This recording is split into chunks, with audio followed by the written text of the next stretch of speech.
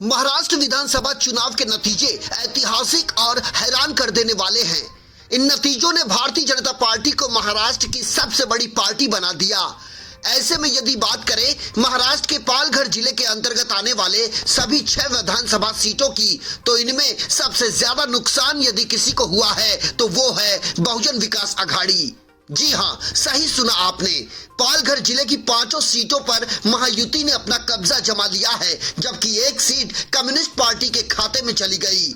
लेकिन बहुजन विकास आघाड़ी के अध्यक्ष हितेंद्र ठाकुर का तो मानो किला ही उद्ध्वस्त हो गया। जबकि वसई विरार समेत पूरे पालघर जिले में बहुजन विकास आघाड़ी का दबदबा रहा है। लेकिन इन चुनावी नतीजों ने यह साफ कर दिया कि पार्टी कोई भी हो, नेता कोई भी हो, जनता जिसे चाहेगी वही उनका प्रतिनिधित्व करेगा। सबसे पहले बात करते हैं वसई 133 विधानसभा सीट की, जहां बविया अध्यक्ष हितेंद्र ठाकुर को भारतीय जनता पार्टी की उम्मीदवार स्नेहा प्रेमनाथ दुबे ने 3153 वोटों से पराजित कर जीत का परचम लहरा दिया। स्नेहा की इस जीत ने बहुजन विकास आघाड़ी की नींव हिलाकर रख दी। स्नेहा दुबे को जहां 77,553 वोट मिले, तो वहीं हितेंद्र ठाकुर को 74,400 वोट मिले। यही नहीं, बविया नेता और हितेंद्र ठाकुर के बेटे क्षितिज ठाकुर नालासोपारा 132 से चुनाव लड़ रहे थे, जिन्हें महायुति की तरफ से भारतीय जनता पार्टी के राजन नाइक ने ऐसी पटखनी दी कि ये पराजय क्षितिज ठाकुर अपनी जिंदगी में नहीं भूल पाएंगे। राजन नाइक को जहां 1,65,113 वोट मिले, वहीं क्षितिज ठाकुर को 1,28,238 वोट मिले। यानी क्षितिज ठाकुर 36,875 वोटों से चुनाव हार गए।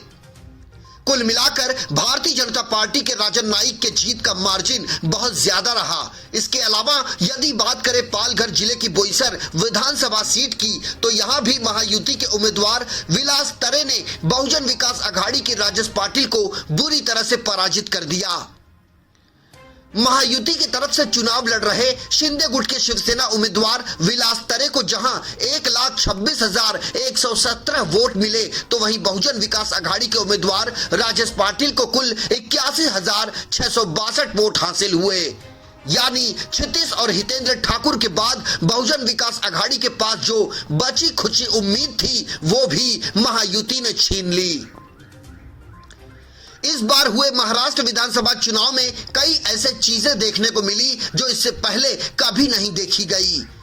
पालघर जिले की विक्रम सीट भी महायुति ने अपने नाम कर ली। यहां से चुनाव लड़ रहे भारतीय जनता पार्टी के उम्मीदवार हरीशचंद्र भोये ने अपने प्रतिद्वंदी शरद पवार गुट के एनसीपी उम्मीदवार सुनील भुसारा को 41,408 वोटों से पराजित कर दिया। हरीशचंद्र भोये को जहां कुल 1,14,514 वोट मिले, तो वहीं सुनील भुसारा को 73,106 वोट हासिल हुए। वहीं दूसरी ओर पालघर विधानसभा सीट पर चुनाव लड़ रहे महायुति की तरफ से शिंदे गुट के शिवसेना उम्मीदवार राजेंद्र गावित चुनाव जीत गए। उन्होंने अपने प्रतिद्वंदी जयेश दुबला को 40,337 वोटों के अंतर से हरा दिया। जयेश दुबला शिवसेना यूबीडी की तरफ से चुनाव लड़ रहे थे। यहां लड़ाई शिवसेना बनाम शिवसेना की थी, लेकिन शिंदे गुट ने ठाकरे गुट को पछाड़ दिया।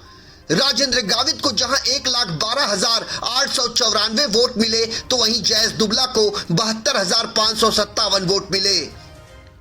इसके साथ ही यदि बात करें पालघर जिले के अंतर्गत आने वाले डहाणु विधानसभा सीट की, तो यहां कम्युनिस्ट पार्टी की तरफ से चुनाव लड़ रहे विनोद निकोले ने भारतीय जनता पार्टी के विनोद मेढ़ा को 5,133 वोटों से हरा दिया।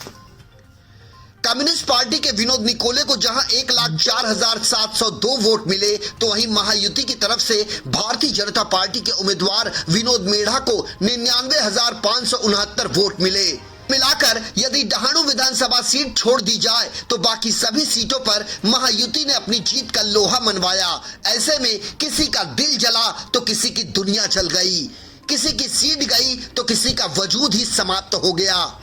वैसे महाराष्ट्र विधानसभा चुनाव के बाद अब जल्द ही महानगर पालिका के चुनाव होने हैं। जिसका महत्व स्थानीय स्तर पर बहुत ज्यादा होता है। ऐसे में आगामी स्थानीय निकाय चुनाव में बहुजन विकास आघाड़ी अपना अस्तित्व बचा पाने में कितनी कामयाब हो पाती है और महायुति यहां से स्थानीय मुद्दों को भुनाकर अपनी जीत की राह किस प्रकार प्रशस्त कर पाती है, ये देखना बेहद दिलचस्प होगा। भंवर चौहान, VV24 न्यूज, विरार।